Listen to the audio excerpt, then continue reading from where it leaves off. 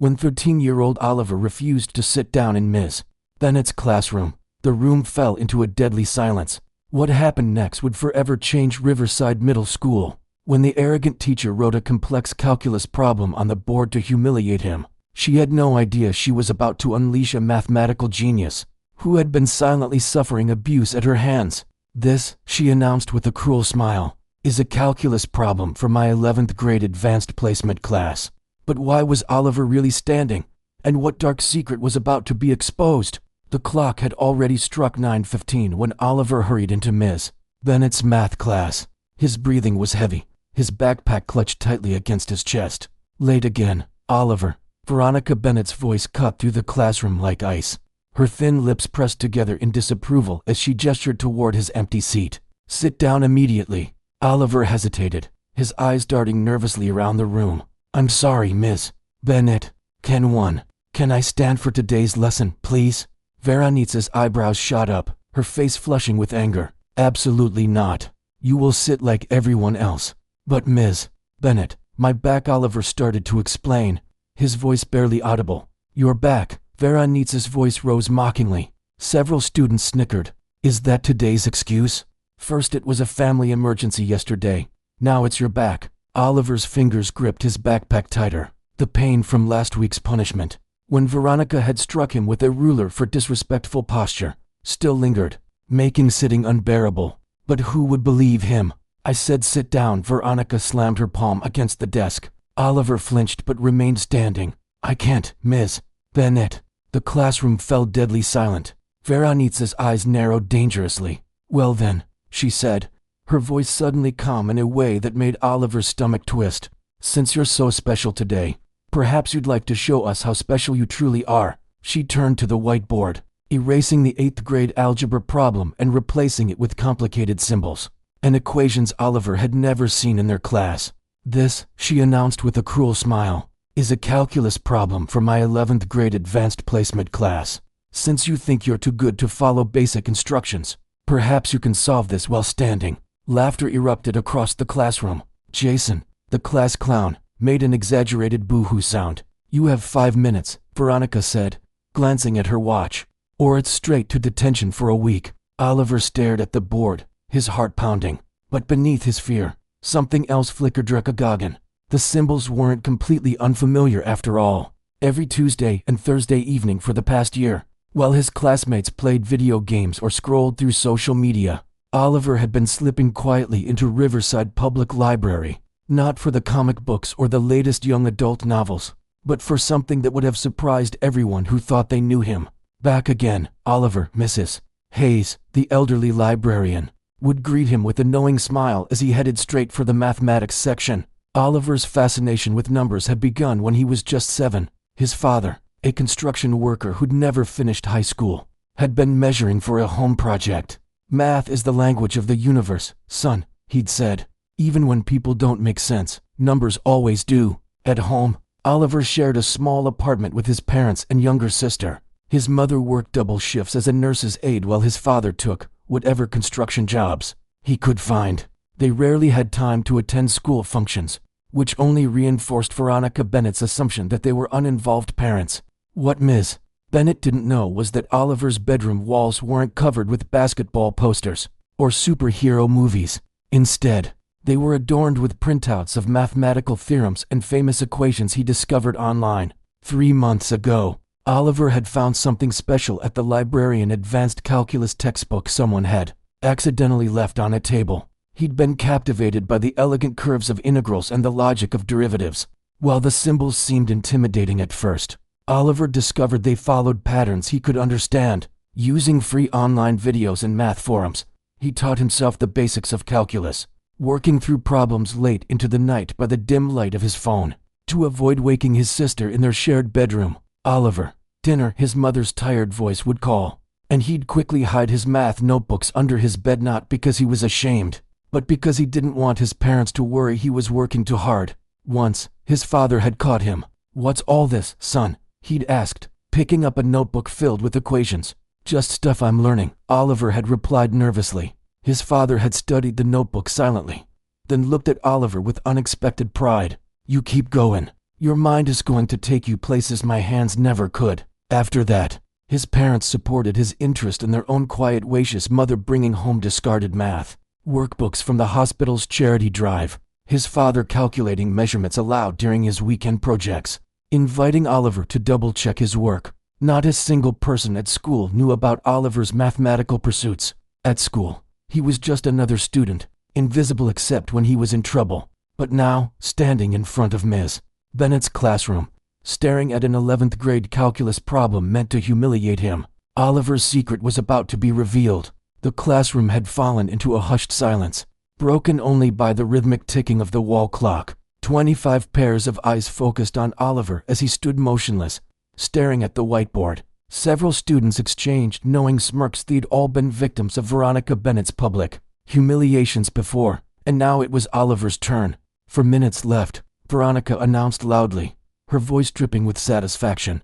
Perhaps this will teach you to come to class prepared and follow instructions. Oliver barely heard her. His mind was racing, connecting patterns and formulas he'd studied in secret. The problem was a complex integration requiring substitution, challenging, but not impossible. His heartbeat steadied as the mathematical landscape became clearer in his mind. With trembling fingers, he approached the board and picked up a marker. "Oh, he's actually trying," someone whispered, triggering scattered laughter. Veronica leaned back against her desk, arms crossed, a smug smile playing on her lips. "The clock is ticking, Oliver." Oliver took a deep breath and began writing. His hand moved with increasing confidence, filling the board with a series of steps, substitutions, and calculations. The laughter gradually faded to confused murmurs as his classmates watched him work with unexpected precision. "What is he doing?" Jason whispered too loudly. "That can't be right," another student responded. Oliver continued methodically, losing himself in the problem. When solving math, the pain in his back receded, the classroom disappeared, and the judgment of others faded away. There was only the elegant dance of numbers and symbols, a language that made perfect sense to him. 3 minutes later, he underlined his final answer twice and turned to face the class. The stunned silence was broken only when Veronica abruptly pushed herself off her desk and marched to the board. Her eyes darted over his work, her expression shifting from smugness to confusion to disbelief. This is, she stammered, scanning his solution again. Oliver stood quietly waiting. He knew his answer was correct. Veronica's face suddenly hardened. "Where did you copy this from, Oliver?" she demanded, her voice sharp with accusation. "Did you memorize this from somewhere? Is this some kind of prank?" "No, ma'am," Oliver replied softly. "I just solved it." "Impossible." Veronica's voice rose. "There is absolutely no way you could solve this problem. You're barely passing my regular 8th grade math class." "But I did solve it," Oliver insisted, his voice growing slightly stronger. "The integration requires substitution." And then, "Enough," Veronica snapped, cutting him off. "I don't know how you're trying to pull this off, but I won't tolerate cheating in my classroom." "I'm not cheating," Oliver protested, a rare defiance entering his voice. "That's the correct solution. If you check." "Are you telling me how to do my job?" Veronica's face flushed crimson. She snatched the marker from Oliver's hand and violently scribbled over his work, obliterating the elegant equations he'd written. Then, in one swift, shocking motion, she grabbed Oliver's solution paper from his hands and tore it in half. "Principal's office now," she shouted, pointing to the door. "For cheating, disrespect, and disrupting my class." As Oliver gathered his belongings under the stunned gazes of his classmates, Jason, who had been Oliver's tormentor for months, looked at him with something new in his eyes, confusion and perhaps the first glimmer of respect. "But Ms. Bennett," a quiet voice spoke up from the back of the room. It was Lily, a shy girl who rarely participated. What if Oliver actually did solve it correctly? Veronica's icy glare silenced the room. Not another word. "Oliver, out!" With his head held high, despite the trembling in his hands, Oliver walked toward the door. Behind him, the torn pieces of his solution fluttered to the floor, physical proof of a truth that Veronica Bennett refused to accept. Oliver sat alone on the hard wooden bench outside Principal Williams' office, his backpack clutched tightly against his chest like a shield. The office secretary glanced at him occasionally with a mixture of pity and suspicion. This wasn't his first time waiting here, though the circumstances had never been quite like this. Inside the office, Veronica Bennett's voice rose and fell in animated accusation. Through the frosted glass door, Oliver could see her shadow gesturing emphatically. A clear case of insubordination and academic dishonesty. Veronica's voice carried through the door. He refused to sit down when instructed, disrupted my class, and then somehow produced a solution to an advanced problem that he couldn't possibly have solved legitimately. And you're certain he cheated? Principal Williams' deeper voice asked. Absolutely certain? Absolutely, Veronica replied without hesitation. Oliver has been a C- student in my class all year. Suddenly solving college-level calculus? Impossible. He must have memorized it from somewhere or had the solution hidden on his person. Oliver closed his eyes, wishing he could disappear. Ms. Bennett had always singled him out, but this was different. This time he'd actually done something right, and she was punishing him for it. The door opened abruptly, and Principal Williams appeared, a tall man with graying temples and perpetually tired eyes. Come in, Oliver, he said flatly. Oliver entered the office, careful to stand straight despite the pain that shot through his lower back when he moved. Veronica sat primly in one of the visitor chairs, her lips pressed into a thin line of disapproval. Ms. Bennett has told me what happened, Principal Williams began, settling behind his desk. Do you have anything to say for yourself? Oliver took a deep breath. I didn't cheat, sir. I solved the problem correctly. Veronica scoffed loudly. That's preposterous. You've never shown any aptitude for mathematics before. Not in class, Oliver said quietly. But I've been studying advanced math on my own for almost a year now. A likely story. Veronica cut in before the principal could respond.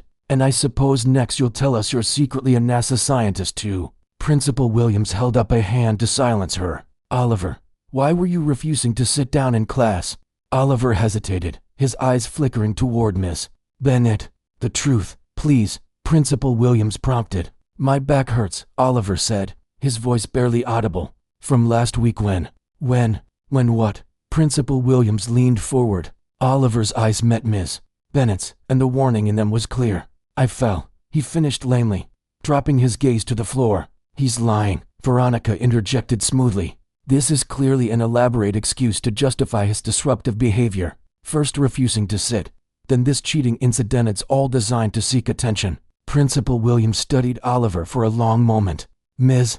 Bennett has been teaching mathematics for over 20 years, Oliver. She's one of our most experienced educators. If she says the problem was beyond your capabilities, I'm inclined to believe her. Oliver felt something break inside him. He'd spent months teaching himself, hours hunched over borrowed textbooks and free online courses, and none of it mattered because no one believed in him. I solved it, he insisted, his voice cracking. I can solve another one if you want. Any calculus problem. Veronica's laugh was sharp and dismissive. This performance is becoming tiresome. Today's detention for insubordination and disrupting class, Principal Williams decided, already reaching for a detention slip. And consider yourself warned about academic dishonesty. As the principal wrote out the detention notice, Oliver noticed Ms. Bennett's satisfied smile. She'd won again, just as she always did. Principal Williams had just handed Oliver his detention slip when a soft knock interrupted them. The door opened to reveal Miss Rivera, the science teacher, a younger woman with bright eyes and a perpetual enthusiasm for learning that made her popular among students. Sorry to interrupt, she said, glancing between the three of them, but I was told Oliver was here. Her eyes settled on Oliver with unmistakable concern. Everything okay? Before either Principal Williams or Veronica could respond, Ms. Rivera spotted the detention slip in Oliver's hand. What happened?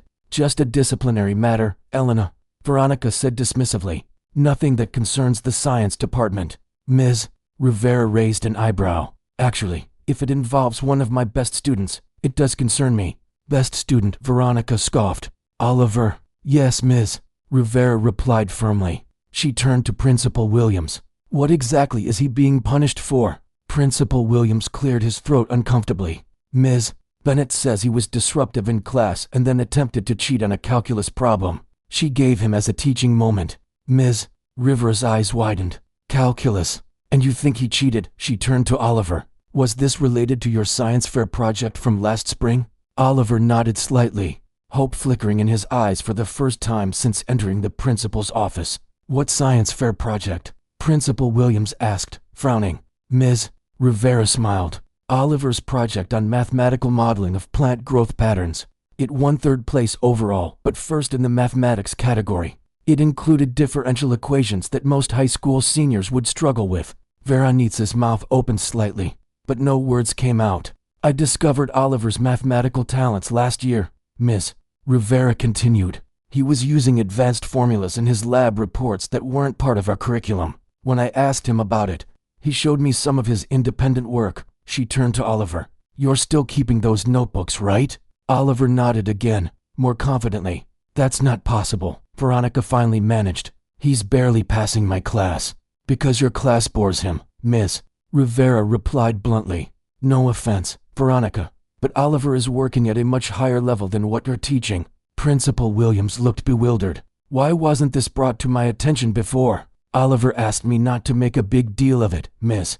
Rivera explained. He doesn't like drawing attention to himself. She gave Oliver an apologetic look. But I can't stand by while you're punished for something you didn't do. The atmosphere in the room had shifted dramatically. Principal Williams looked thoughtful, while Veronica's expression had hardened into something between disbelief and indignation. This still doesn't explain his refusal to follow basic classroom instructions, Veronica insisted. Actually, Miss, Rivera said carefully, I'd like to know more about that too. Oliver, you mentioned your back hurts. The principal's office had grown uncomfortably silent. Oliver shifted his weight, wincing slightly at the movement. Ms. Rivera noticed immediately. Oliver, would you mind showing us? She asked gently. Veronica stood up abruptly. This is ridiculous. We're wasting valuable time on theatrics. Principal Williams raised his hand for silence, his expression grave. Oliver, please show us what Ms. Rivera is referring to. Reluctantly, Oliver lifted the back of his shirt just enough to reveal several angry red welts across his lower back, unmistakably the marks of a ruler or similar instrument. Ms. Rivera gasped softly. Principal Williams' face darkened as he rose from his chair. Who did this to you, son? He asked, though his eyes had already shifted to Veronica, whose face had drained of color. I fell, Oliver repeated mechanically, quickly lowering his shirt. Oliver, Ms. Rivera said gently. No one gets marks like that from falling. He's clearly trying to manipulate the situation. Veronica found her voice. This is an outrageous attempt to distract from his behavior. For all we know, those marks could have come from anywhere his home, a fight with another student. Principal Williams' jaw tightened. Ms. Bennett, that's enough. He turned to Oliver. Was this done to you at school? Oliver stared at the floor, silent. Oliver, Ms. Rivera encouraged. Telling the truth isn't disrespectful. Last week, Oliver finally whispered. I couldn't solve a problem fast enough at the board. The revelation hung in the air like poison. Principal Williams' expression was thunderous as he turned to Veronica, who had begun gathering her things. This meeting is clearly no longer productive, Veronica said stiffly. These baseless accusations. Sit down, Ms. Bennett, Principal Williams commanded. We are far from finished. He turned back to Oliver and Ms. Rivera. This is a serious matter that will require a formal investigation. But first he tapped his fingers on the desk, contemplating. First, I think we need to address the academic issue at hand. Oliver, do you truly believe you can solve advanced calculus problems? Yes, sir, Oliver replied with quiet confidence. Then I propose a test, Principal Williams announced. A fair evaluation of Oliver's mathematical abilities, conducted under supervision to eliminate any possibility of cheating. Veronica's eyes narrowed. Fine. I'll prepare an appropriate examination immediately. Actually, Ms. Rivera interjected, given the circumstances, perhaps it would be better if the test were prepared by someone else. Are you questioning my professional integrity? Veronica bristled. I'm suggesting we remove any perception of bias, Ms. Rivera replied calmly. For everyone's benefit. Principal Williams nodded. Ms. Bennett, you will prepare the test, but I will review it beforehand to ensure it's fair. He turned to Oliver. Would tomorrow morning be acceptable? That gives you some time to prepare. Oliver nodded, though anxiety flickered across his face. In the meantime, Principal Williams continued. I'll be contacting your parents about the physical marks, and the detention is suspended pending the results of this test. Veronica stood again, her movement stiff with anger. If you're allowing this charade, then I want it done properly. The test should include problems from multiple grade levels up through advanced placement calculus. If he's truly the mathematical prodigy Ms. Rivera claims, he should have no problem demonstrating that. Agreed, Principal Williams said firmly. But understand this, Miss Bennett, if Oliver passes this test, there will be serious conversations about appropriate teaching methods and classroom conduct. As Oliver left the office with Miss Rivera, he felt a strange mixture of terror and relief. Tomorrow would determine whether his secret abilities would finally be recognized, or whether Veronica Bennett would find a new way to punish him for daring to be exceptional. Behind them, through the still open door, they could hear Veronica's voice rising indignantly. This is absolutely outrageous. My reputation is beyond reproach. Principal Williams' response was too quiet to hear, but his tone left little doubt that Veronica Bennett's comfortable position of authority was suddenly much less secure. As Oliver walked home that afternoon, his mind raced through formulas and theorems. Despite his confidence in his abilities, doubt crept in. What if the test was designed to make him fail? What if Ms. Bennett found a way to discredit him regardless of how well he performed? His phone vibrated with a text message. Usual time today. It was from Dr. James Roberts, a professor of mathematics at the nearby university. Oliver's relationship with Dr. Roberts had begun 6 months ago at the Riverside Community Center's free tutoring program. While most university volunteers worked with groups of students, Dr. Roberts had noticed Oliver sitting alone, working through a calculus textbook meant for college freshmen. That's some serious math for someone your age, Dr. Roberts had said, peering over Oliver's shoulder. Oliver had tensed, expecting mockery. Instead, the professor had pulled up a chair and asked, "Mind walking me through how you're approaching this integral?" For the next hour, they'd worked through problems together, with Dr. Roberts occasionally nodding in approval or gently suggesting alternative approaches. By the end of the session, the professor had offered to mentor Oliver privately twice a week. "You have a gift," he told Oliver, "and gifts need nurturing." At first, Oliver had been hesitant to tell his parents about the mentorship, fearing they would worry about his becoming a target for bullying if word got out. But Dr. Roberts had insisted on speaking with them, explaining the exceptional opportunity their son had. "Your boy has what mathematicians call elegant thinking," he told Oliver's wide-eyed parents in their modest living room. "He doesn't just solve problems, sees patterns and connections that most college students miss." Oliver's father had sat straighter, pride evident in his weathered face. Always knew he had something special in him. His mother had asked practical questions about the time commitment and whether this would affect Oliver's regular schoolwork. Dr. Roberts had assured them that Oliver could excel in both. Now, staring at the text message, Oliver made a decision. He typed back, "Need extra help. Test tomorrow. Important." The response came immediately. "Meet at library in 30 minutes.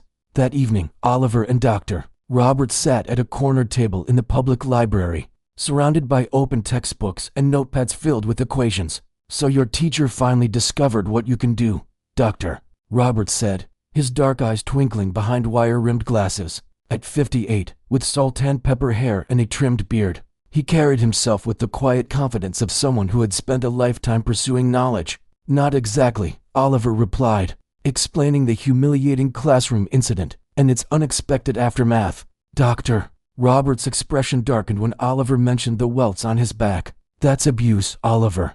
Plain and simple." "I know," Oliver admitted quietly, "but no one would have believed me if I had said anything. She's been teaching there forever." Dr. Roberts shook his head sadly. "Too often, we protect institutions instead of the people they're meant to serve." He straightened, his voice becoming more focused. "Now, about this test. Based on what you told me, Miss Bennett will try to make it as difficult as possible." "I'm scared," Oliver confessed. "What if I freeze up? What if I can't remember the formulas?" "Mathematics isn't about memorizing formulas," Dr. Roberts reminded him gently. "It's about understanding concepts and seeing patterns. Trust your instincts, Oliver. Your mind naturally thinks mathematically. That's not something Miss Bennett can take away from you." For the next 2 hours, they reviewed various concepts from basic algebra through differential calculus.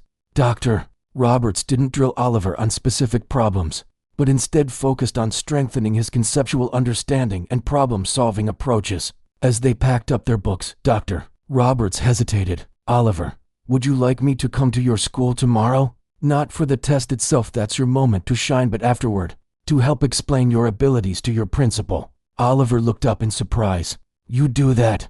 "Of course, Dr. Roberts smiled warmly. "That's what mentors do. We don't just teach you advocate. For the first time since the classroom incident, Oliver felt truly hopeful. Tomorrow wouldn't just be about proving Ms. Bennett wrong. It would be about finally being seen for who he truly was. Oliver arrived at school early the next morning. His stomach knotted with anxiety. The hallways were still quiet, with only a few teachers preparing for the day ahead. Principal Williams had arranged for the test to take place in a conference room rather than Ms. Bennett's classroom, a small mercy that Oliver deeply appreciated. As he approached the conference room, he saw Ms. Rivera waiting outside. "I thought you might want some moral support," she said with an encouraging smile. "How are you feeling?" "Nervous," Oliver admitted, "but ready." Ms. Rivera squeezed his shoulder gently. "Just do your best. That's all anyone can ask." Inside the conference room, Principal Williams and Veronica Bennett were already seated. A sealed envelope lay in the center of the table. "Good morning, Oliver," Principal Williams said formally. "Before we begin, I want to explain how this will work." Inside this envelope are mathematical problems ranging from 8th grade algebra through advanced placement calculus. Ms. Bennett has prepared them, and I have reviewed them to ensure they're appropriate. You will have 2 hours to complete as many as you can. Veronica sat with her arms crossed, her expression unreadable. "The problems increase in difficulty," she added. "I don't expect you to solve them all. In fact, I'd be surprised if you get past the first page." Ms. Rivera frowned at the comment but said nothing. "I'll be monitoring to ensure there's no cheating," Principal Williams continued. "Ms.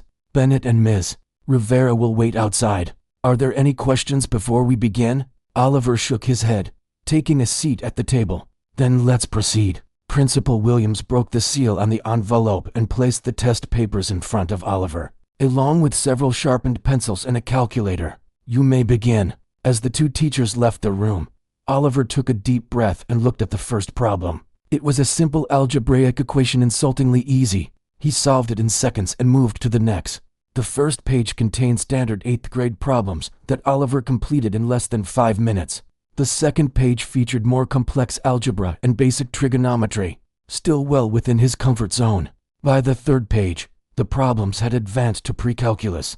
Oliver worked steadily, occasionally pausing to check his work. When he reached the calculus problems on page 4, he felt a flutter of recognition. These were similar to exercises he'd worked on with Dr. Roberts. Outside the conference room, Ms. Bennett paced impatiently while Ms. Rivera sat quietly, reading a science journal. "This is a complete waste of time," Veronica muttered. "He's probably staring blankly at the paper right now." "Why does his success threaten you so much?" Ms. Rivera asked without looking up from her journal. Veronica stopped pacing. "Excuse me. You've been teaching for over 20 years, Ms. Rivera said, finally meeting Veronica's gaze. "Your position is secure. Your reputation is established. So why does the idea of this particular student excelling bother you so much?" Before Veronica could respond, the conference room door opened. Principal Williams stepped out, his expression unreadable. "He's asking for more paper," he announced. "He's already finished the entire test." Veronica's face paled. "That's impossible. It's been less than 40 minutes. "Nevertheless," Principal Williams replied, retrieving additional paper from a nearby cabinet. "He's completed every problem and is now providing alternative solutions for some of them." As Principal Williams returned to the conference room, Veronica's composure visibly crumbled. He must have cheated somehow. Perhaps he has a phone hidden. He was searched before entering, at your insistence, Ms. Rivera reminded her, and Principal Williams hasn't left his side. "At some point, Veronica, you'll have to accept that you might have been wrong about Oliver." Inside the conference room, Oliver was in his element. The anxiety had melted away as he immersed himself in the elegant language of mathematics. For each calculus problem, he provided multiple approaches, explaining his reasoning in neat, precise handwriting. When he finally put down his pencil, nearly an hour ahead of schedule, a strange sense of peace settled over him. Whatever happened next, he had done his best. The truth of his abilities was there on paper, impossible to tear up or dismiss. Principal Williams collected the completed test. "I'll make copies for Ms. Bennett and Ms. Rivera to review independently. We'll meet again at lunch to discuss the results." As Oliver left the conference room, he noticed several students watching curiously from down the hall. Word had spread about the special test, and whispers followed him throughout the morning classes. For once, Oliver didn't mind the attention. For the first time in his academic life, He wasn't being noticed for being a problem, was being noticed for solving them. The tension in Principal Williams' office was palpable as Oliver entered at precisely 12:30. Ms. Bennett sat rigidly in one chair, a copy of Oliver's test on her lap, her face tight with suppressed emotion. Ms. Rivera occupied another seat, a slight smile playing on her lips as she nodded encouragingly at Oliver. Principal Williams gestured to the remaining chair. "Please sit down, Oliver." Oliver hesitated, his back still tender. "I've arranged for a cushion," Principal Williams added, indicating the soft pillow on the chair. This small acknowledgement of his injury wasn't lost on Oliver, who sat carefully, grateful for the consideration. "I've reviewed your test," Principal Williams began, "as have Ms.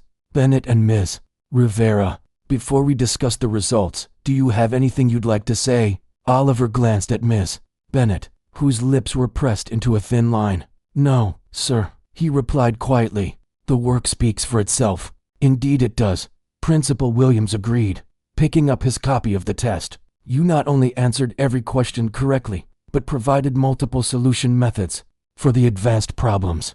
Ms. Rivera, would you share your assessment?" Ms. Rivera leaned forward eagerly. "Oliver's work demonstrates not just knowledge of procedures, but deep conceptual understanding. His alternative approaches to the calculus problems show creativity and mathematical intuition. That's rare even among advanced students." "And Ms. Bennett," Principal Williams prompted, "your assessment?" Veronica cleared her throat. "The basic algebra and trigonometry sections are correct," she conceded reluctantly. "However, I remain skeptical about the advanced portions. The solutions are technically accurate, but what, exactly?" Ms. Rivera interrupted. "The problems were your own. The testing environment was controlled, and Oliver produced perfect solutions with clear step-by-step work. What possible objection could remain? He must have been coached," Veronica insisted, her voice rising slightly. "These are university-level approaches. No 13-year-old could." A knock at the door interrupted her. Principal Williams frowned at the disruption but called, "Come in." The door opened to reveal a distinguished-looking man with wire-rimmed glasses and a neatly trimmed sultan pepper beard. "Dr. Roberts," Oliver exclaimed. "I apologize for the interruption," Dr. Roberts said. "I'm James Roberts, professor of mathematics at State University. I understand you're discussing Oliver's mathematical abilities, and I thought I might be able to provide some relevant context." Principal Williams looked surprised but gestured to an empty chair. "Please join us, Dr. Roberts. How exactly are you connected to this situation?" "I've been mentoring Oliver for the past 6 months, Dr. Roberts explained, taking a seat. "He's quite possibly the most naturally gifted young mathematician I've encountered in 30 years of teaching." Veronica's expression shifted from skepticism to shock. "You expect us to believe that a university professor has been secretly tutoring an 8th grader?" "Not tutoring, Dr. Roberts corrected gently. "Mentoring. There's a significant difference. Tutoring implies remedial help. Oliver doesn't need remedial help, he needs advanced material and guidance to develop his exceptional talent." "We met at the community center," Oliver added. "Dr. Roberts saw me working on calculus problems and offered to help." Principal Williams leaned back in his chair, processing this new information. "Dr. Roberts, would you be willing to review Oliver's test and give us your professional assessment?" "Certainly," Dr. Roberts agreed, accepting the copy Principal Williams handed him. As he reviewed the pages, his expression grew increasingly pleased. "Excellent work, Oliver," he murmured. "Particularly your solution to problem 17, very elegant approach." He looked up at the principal. "There's no doubt in my mind that Oliver solved these problems independently. His work shows the same distinctive approach I've observed in our sessions together. In fact," he added, adjusting his glasses, "I'd estimate his mathematical understanding is roughly equivalent to a second-year undergraduate mathematics major." Veronica made a strangled sound of disbelief.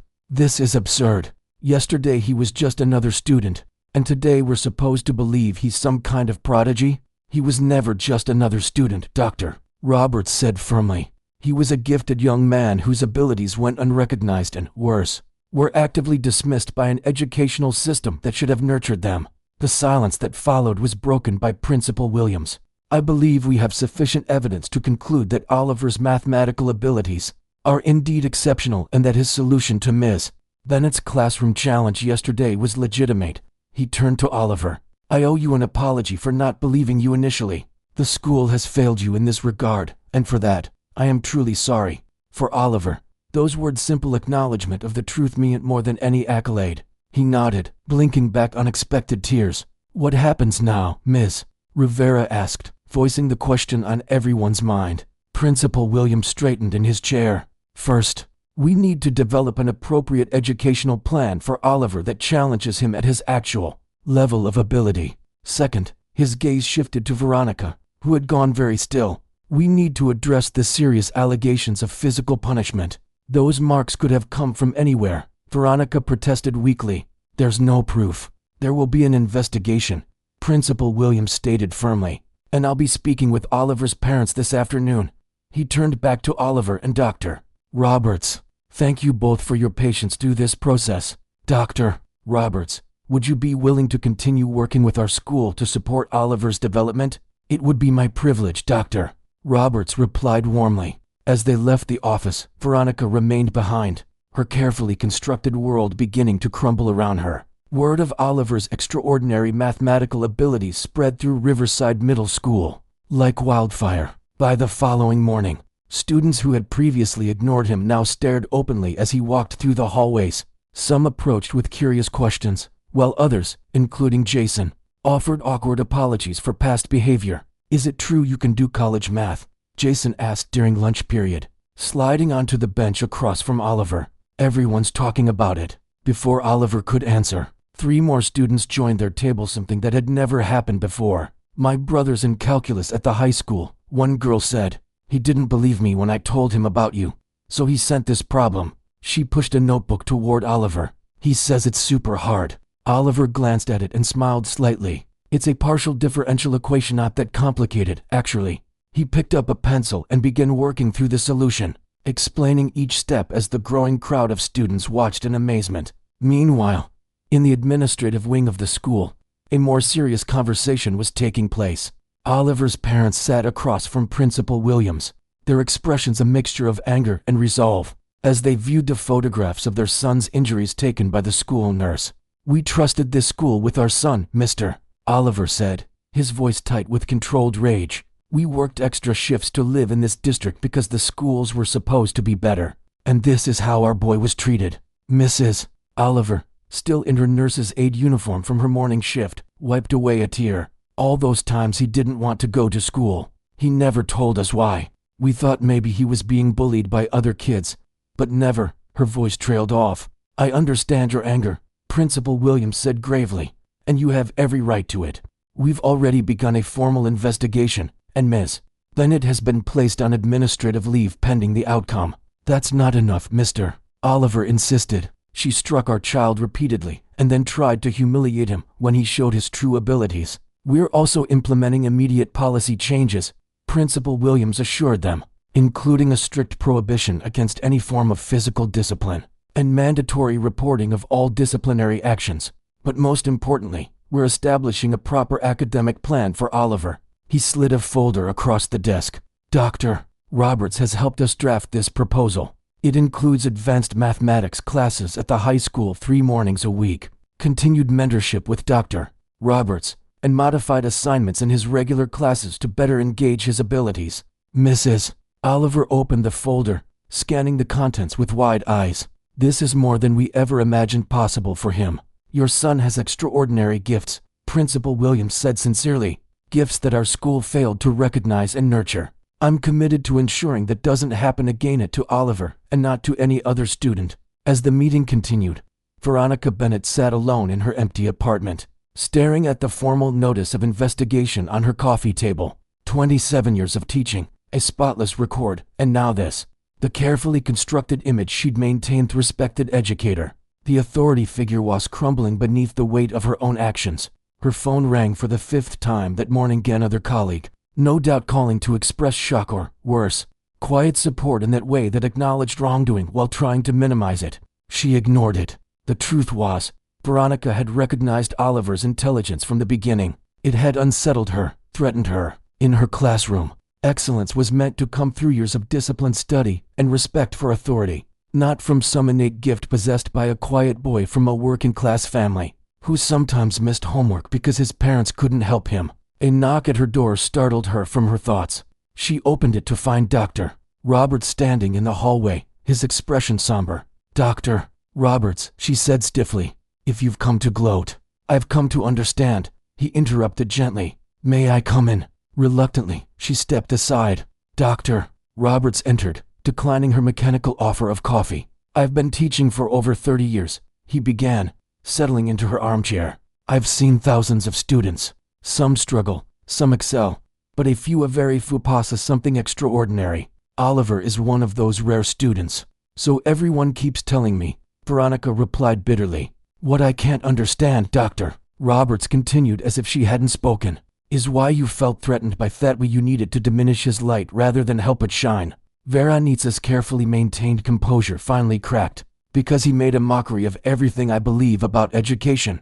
I worked for decades to master mathematics. I earned my expertise through years of study and sacrifice. Then this child comes along and intuitively understands concepts it took me years to grasp. How is that fair?" Dr. Roberts studied her thoughtfully. "Mathematics isn't about fairness, miss. Then it's about truth. And the truth is, some minds are uniquely configured to see patterns and connections that others must work hard to recognize. That doesn't diminish your achievements or your knowledge." He leaned forward. "The tragedy here isn't that Oliver has an exceptional gift. It's that you saw that gift as a threat rather than an opportunity for him, for your other students, and yes, even for yourself." As Dr. Roberts' words sank in, Veronica covered her face with her hands, decades of rigid certainty beginning to crumble under the weight of an uncomfortable truth. The school board meeting was scheduled for 7 p.m., but by 6:15, the district conference room was already filled beyond capacity. Parents, teachers, students, and community members packed the rows of chairs, with others standing along the walls.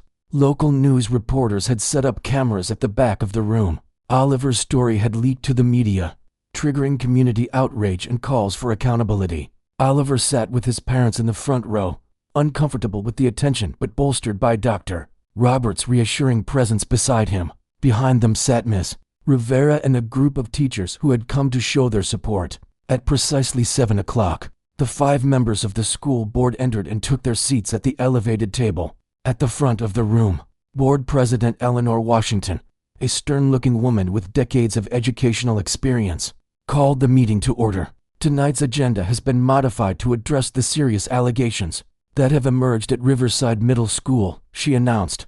"We'll hear from Principal Williams, followed by public comments, after which the board will announce its decisions regarding disciplinary actions and policy changes." Principal Williams approached the podium, his expression grave. "Thank you, Madam President, members of the board.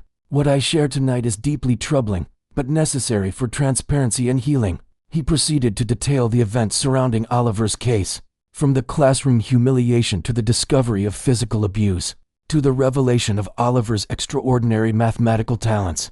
"Most concerning," Principal Williams concluded, "is that our system failed to protect a student from mistreatment and failed to recognize exceptional ability. Both failures require immediate and decisive correction." A murmur rippled through the audience as Principal Williams returned to his seat. Board President Washington then invited public comments. Oliver's father was the first to speak, his voice steady despite his evident emotion. "My son endured pain and humiliation in silence, because he didn't believe adults would believe him over an authority figure. That's not just a failure of one teacher, it's a failure of trust in our entire educational system." Ms. Rivera spoke next, emphasizing the need for better processes to identify and support students with exceptional abilities. Several parents followed, expressing outrage and demanding accountability. Then, unexpectedly, Jason approached the microphone. "I'm in Ms. Bennett's class with Oliver," he began nervously. "I used to laugh when she picked on him because I thought it was just, how teachers keep control. Now I feel terrible about it." He glanced at Oliver apologetically. "If even kids like me could see she was targeting him, why couldn't the adults see it too?" His honest question hung in the air, indicting not just Veronica Bennett, but the culture that had enabled her behavior. After nearly an hour of comments, Board President Washington called for order. "We've heard your concerns, and we share them. The board has deliberated extensively and reached the following decisions." The room fell silent as she continued. "First, regarding Ms. Veronica Bennett, based on the evidence presented, including documented physical injuries to a student, witness statements, and Ms. Bennett's own admissions during the investigation. The board has voted unanimously to terminate her employment, effective immediately. Additionally, we are reporting this case to the state licensing board with a recommendation that her teaching credential be revoked. Applause erupted across the room, quickly silenced by the president's raised hand. However, accountability cannot end with a single teacher. Therefore, the board is implementing the following district-wide changes: mandatory training for all staff on recognizing and reporting suspected abuse, a zero-tolerance policy for physical discipline of any kind, new procedures for identifying and supporting academically gifted students, and an anonymous reporting system for students to safely report concerns. She looked directly at Oliver and his parents. On behalf of the entire school district, I offer our sincere apology for the harm done to Oliver and our commitment to ensuring nothing like this happens again. As the meeting concluded, Oliver found himself surrounded by well-wisher students, parents, and teachers expressing support and admiration. The attention was overwhelming, but for the first time, it wasn't negative attention. These people weren't seeing him as a problem to be managed. They were seeing him as he truly was. Later that evening, as Oliver and his parents drove home, his mother reached back to squeeze his hand. "I'm so proud of you, baby. Not just for being smart. I've always known you were brilliant. I'm proud of your courage." "I wasn't very courageous," Oliver admitted. "I never spoke up about what was happening." "But you never gave up either," his father said, meeting his eyes in the rearview mirror. "You kept learning, kept growing, even when people tried to hold you back. That's a different kind of courage, the kind that changes lives." Oliver smiled slightly, watching the familiar streets of his neighborhood pass by. Tomorrow would bring new challenge, advanced classes, heightened expectations, and the unfamiliar experience of being seen and valued. But for tonight, in the warmth of his parents' pride, he allowed himself to simply feel the relief of truth finally acknowledged. 3 months after the school board meeting, Riverside Middle School had transformed in ways both subtle and profound. New anti-bullying posters adorned the hallways, featuring diverse faces and messages about respect and inclusion. A recently established Exceptional Talents program had identified 17 students with various advanced abilities, from mathematics to music to linguistics. But the most significant change was in the school's culture. Teachers who had once turned blind eyes to problematic behavior now actively intervened. Students who had previously remained silent about unfair treatment felt empowered to speak up. And in the faculty lounge, conversations about difficult students had shifted toward discussions of how to better engage and support them. Oliver, now attending advanced mathematics classes at the high school 3 mornings a week, had become something of a quiet celebrity, not just for his mathematical prowess, but for being the catalyst for change. The initial discomfort of visibility had gradually given way to a cautious confidence, as he realized his story had helped others. On this particular Tuesday afternoon, Oliver sat in a school library, surrounded by a small group of 6th and 7th graders. What had begun as a casual question about homework had evolved into an impromptu tutoring session. "So you see," Oliver explained, sketching a diagram on notebook paper, "when you look at these word problems, there's always a pattern hidden inside them. You just need to find the right language to translate words into numbers." "That makes so much sense," a 6th grade girl named Maya said, her eyes lighting up with understanding. "Mr. Collins never explained it like that." Oliver smiled. "Different explanations work for different people. Maybe this way makes more sense to you." From a nearby table, Ms. Rivera watched the interaction with pride. After the final bell rang and the younger students dispersed, she approached Oliver. "You're quite the teacher," she observed. "You have a gift for explaining complex ideas in simple terms." Oliver gathered his books, slightly embarrassed by the praise. "I just remember what it felt like to be confused and have no one really listen. That empathy makes all the difference," Ms. Rivera replied. "Have you thought more about the summer mathematics program at the university?" Dr. Roberts mentioned. "You've been hesitant about applying." Oliver nodded. "My parents said I could go. He hesitated. I'm still getting used to people seeing me, you know? Really seeing me." Ms. Rivera understood. For a child who had spent years making himself invisible to avoid negative attention, the positive spotlight could be almost as disorienting.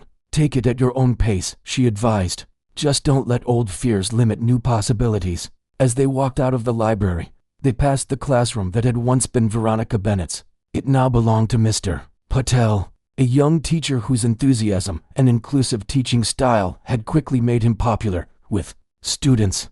Through the open door, Oliver could see Mr. Patel demonstrating a concept with animated gestures, moving around the room rather than standing authoritatively at the front. Students were engaged, hands raised, voices eager. The atmosphere couldn't have been more different from the tense silence that had characterized Miss Bennett's classes. Some good came from everything that happened, Oliver observed quietly. Because of your courage, Miss Rivera reminded him. Outside in the spring sunshine, Oliver spotted his father's truck waiting in the pickup lane. Since the school board meeting, his parents had rearranged their work schedules to be more present for school events and Oliver's academic activities. See you tomorrow, Miss Rivera, Oliver said with a wave. Don't forget Science Club is presenting at the board meeting Thursday night, she called after him. As Oliver walked toward his father's truck, he passed a group of 8th graders who nodded in greeting, same students who, months earlier, had either ignored or mocked him. The memory of standing in Ms. Bennett's classroom, back aching, solving a calculus problem meant to humiliate him, seemed almost surreal now. That day had been a turning point not just for him, but for an entire school community. One teacher's cruelty, intended to diminish a student, had instead sparked a movement toward recognizing and celebrating the unique potential in every child. Oliver climbed into his father's truck, already talking excitedly about the equations he'd been exploring with Dr. Roberts. As they drove away from Riverside Middle School, the afternoon sun glinted off the new sign near the entrance, installed just last week, that read, "Every student deserves to be seen, heard, and valued for who they truly are." 2 years later, 15-year-old Oliver stood nervously at the podium in the State University auditorium, facing an audience of mathematicians, educators, and fellow students.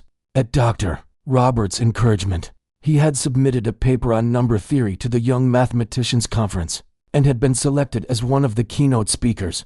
In the front row sat his parents, their faces shining with pride. Beside them were Dr. Roberts, Ms. Rivera, and Principal Williams, who had become staunch advocates for educational reform since the events at Riverside Middle School. Mathematics has always been my sanctuary, Oliver began, his voice growing stronger as he spoke. In numbers, I found patterns when my life felt chaotic. In equations, I found certainty when the world seemed unpredictable. As he presented his research, explaining complex concepts with the clarity that had become his trademark, Oliver caught sight of an unexpected face in the audience. Veronica Bennett. After losing her teaching license, she had enrolled in a counseling program and now worked with a non-profit organization focused on teacher training and preventing classroom abuse. Their eyes met briefly, and she gave him a small nod, not quite an apology, but an acknowledgement. Oliver nodded back before continuing his presentation. Later, at the reception, as Oliver was surrounded by university professors offering congratulations and discussing his prospects for early college admission, Dr. Roberts pulled him aside. "I have something to show you," he said, guiding Oliver to a quiet corner. He handed him a worn, dog-eared book, the same advanced calculus textbook Oliver had found in the library 3 years ago. "This was mine," Dr. Roberts confessed. "I accidentally left it on that table at the library. I'd seen you there before, working through algebra problems with an insight beyond your years. I wondered what would happen if you found something more challenging." Oliver stared at the book, then at his mentor. "You planned it."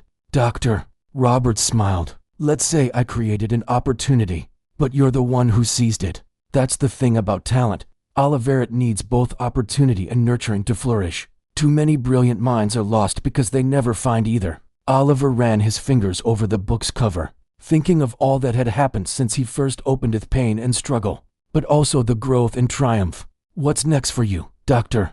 Roberts asked. "The university is prepared to offer early admission whenever you're ready." Oliver looked across the room at his parents, who were chatting animatedly with Ms. Rivera about the community math club Oliver had started for elementary school children. "I'm not in a rush," he replied. "There's still work to do at Riverside. The Exceptional Talents program is helping kids like me, but there are others who are still falling through the cracks, different kinds of intelligence that aren't being recognized."